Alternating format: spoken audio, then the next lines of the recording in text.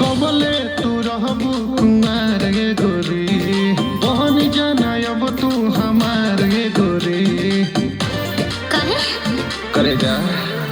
हटो कबले तू रहबू कुमार गे गोरी बहन जाना अब तू हमार गे गोरी तो यही मोहरत के भीरी तू रहबू होया के ले जा राजा दुल्हन बना के सुनो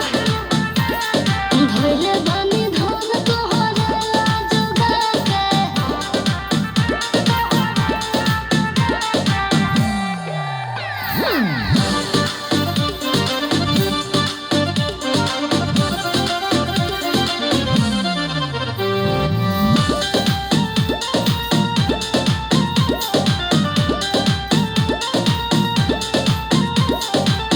लव के पढ़ाई तू कैलू हमारा साथे